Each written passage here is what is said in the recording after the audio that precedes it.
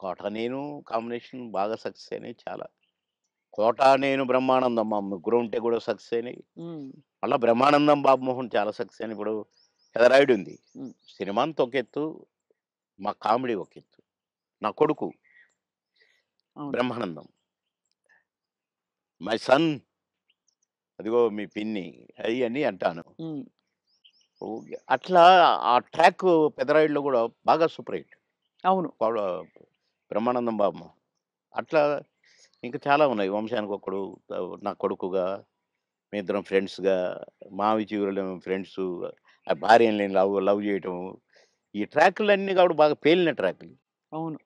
అంటే ఈ జంట సక్సెస్ అయింది. ఆ జంట సక్సెస్ అయింది. మళ్ళా ముగ్గురి జంట సక్సెస్ అయింది. అవును. కరెక్ట్. డిఫరెంట్ డిఫరెంట్ ఫ్లేవర్‌లు వేరు. అంటే అవును. బ్రహ్మానందం గారితోటి ఎలా ఉండేది సార్ మీ అనుబంధం? ఆయన్ని చాలా సార్‌ని ఏదో కత్తి అనేదో అంటారట? ఏది? బ్రహ్మానందం గారిని. ఆ! ఆయన పదునైన కత్తెనో ఇంకేదో అంటారని ఏదో అంటారు. అబ్బే! కాదు కాదు. మా భరణి గాడు తనికెళ్ళ భరణి వాని గురించి రాశాడు. "అరేయ్! నా గురించి 2 మాటలు నీ కవిత్వంలో చెప్పురా" అంటే 2 ముక్కలు రాసి వాని చేతికిచ్చాడు. అంటే ఎక్కడ నొక్కాలో, ఎక్కడ చెక్కాలో తెలిసిన మేధావిరా నువ్వు.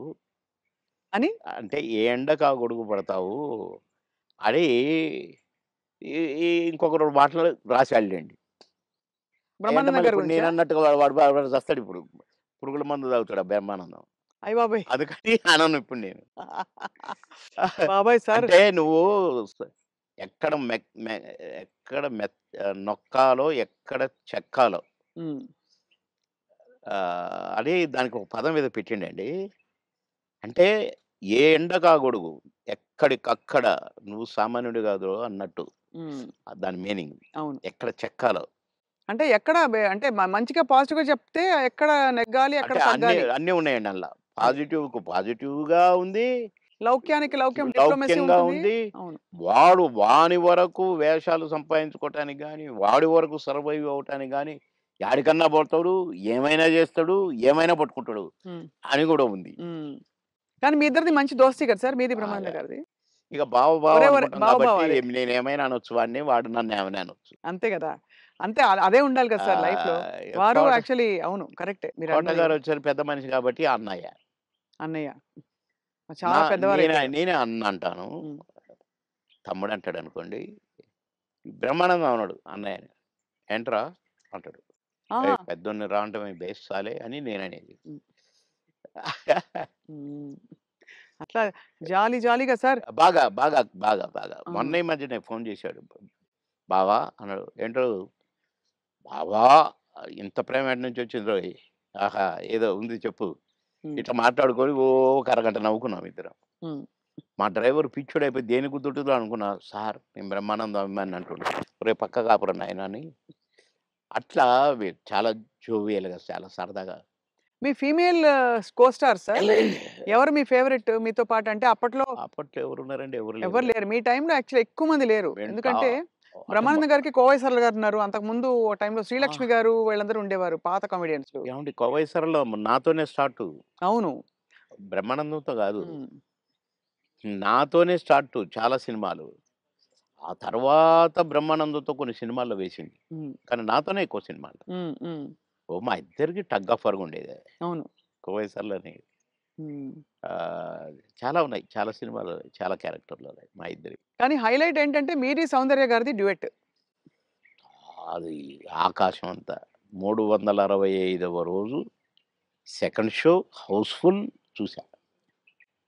అవును. 365వ రోజు.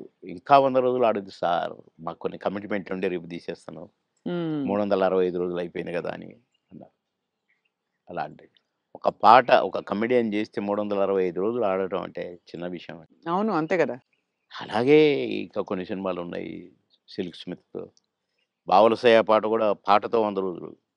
అవును. 'పువ్వుంటే ఏమో కూరుంటే ఏమో' అని అడుక్కుంటే అది 100 రోజులు. పాటలతో 100 రోజులు ఆడిన సినిమాలంటే ఒక కమెడియన్‌గా అది నాకు గొప్ప గుర్తింపు, గొప్ప గొప్ప ఒక గొప్ప విజయం. అది ఘనత. అవును. ఘనతే. నా అదృష్టం అది. కానీ సార్ సాడ్ థింగ్ ఏంటంటే 'సిల్క్ స్మిత' గారు వెళ్ళిపోయారు. 'సౌందర్య' గారు వెళ్ళిపోయారు. అవును. పాపం. మీకు తలుచుకుంటే బాధైతుంది కదా సార్ చాలా?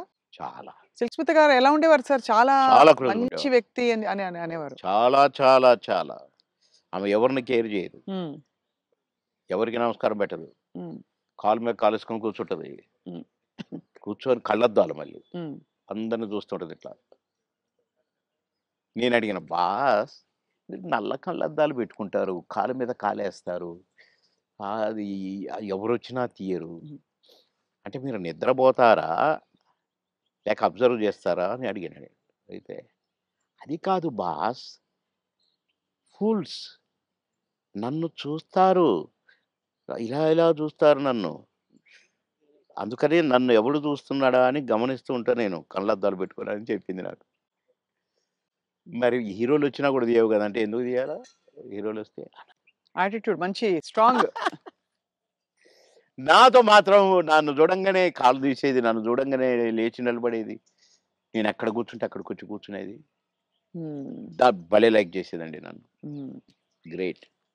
హ్మ్. Great artist. ఎందుకో సార్ గ్రేట్ మంచి మనుషులు తొందరగా వెళ్ళిపోతారనిపిస్తుంది వాళ్ళందరూ. అంతే. కదా! మంచోళ్ళు తొందరగా అయిపోతారు. కరెక్ట్. హ్మ్. మేము దుబాయ్ పోయినాం ఒక ఫంక్షన్‌కి. హ్మ్. నన్ను బాస్ అని పిలిచేది. హ్మ్. బాస్ మనం షాపింగ్‌కెళ్తున్నాం. నేనెందుకు బాస్ నువ్వు లిప్‌స్టిక్‌లయి కొనుక్కుంటావు. నేనేం కొనుక్కోను కదా! నాకొద్దు. నేను రానన్నా. అంటే లేదు నాతో నువ్వు రావాలి. నేను పర్మిషన్ తీసుకున్నా. అంటే పోయినాం. పోతే ఏమేమో కొనుక్కుంది. హ్మ్. ఓహ్! బ్లాక్ కళ్ళద్దాలు పెట్టుకొనొచ్చింది బయటికి. నేనక్కడ అటు ఇటు కూర్చొని అది ఇది ఏదో బాస్ ఎలా ఉంది? అంది. సూపర్ అన్నా. సూపరా? నిజంగా సూపరా? అయితే కొనేస్తున్నా. కొనేసేయి అన్నా. పోయింది. ఆ! కొనేసా అనుకుంటూ వచ్చింది. ఇది మీరు పెట్టుకోండి బాస్ ఒకసారి అన్నది. పెట్టింది నాకు. ఓహ్! సూపర్ అన్నది ఇట్లా పెట్టి. అదేంటి బాస్ నాకు సూపర్ కాదు మీకు సూపర్ నాగా అన్నా. హ్మ్. చాలా బాగుంది. నేను అందుకే కొన్నాను నీకోసం. అన్నదండి. ఆ కళ్ళద్దాలు చనిపోయేదాకా దాచిపెట్టుకున్నాను. మంచిది. చాలా మంచిది. ఆ! అబ్బో! గ్రేట్. కానీ చాలా కష్టాలు, వివాదాలు, ఇక ఇవి పరిస్థితులు. వచ్చినాయిలెండి. అయి కొంచెం కరెక్ట్‌గా ఉన్నోళ్ళకి వివాదాలుంటాయి. హ్మ్. ఈ ఏ ఎండకు ఆ గొడుగు పట్టేటోళ్ళకుండవు. అదే. వివాదాలు రావు. హ్మ్. ఎక్కడికక్కడే సమస్య పోతాయి అవును. అని నా ఉద్దేశం.